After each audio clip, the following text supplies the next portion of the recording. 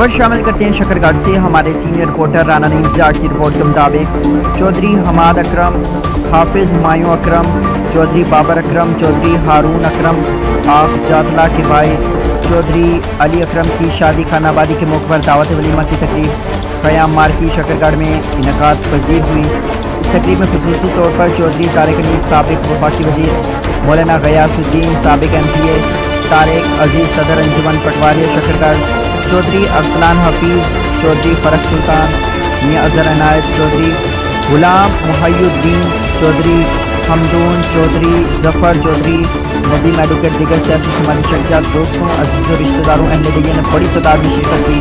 मेहमानों के लिए पुरतकल्लुफ़ खानों से तवाज़ुन की गई। आखिर में जिला के भाइयों चौधरी हारून अकरम, चौधरी बाबर अकरम ने आने वाले तमाम मेहमानों का शुक्रिया भी अदा किया।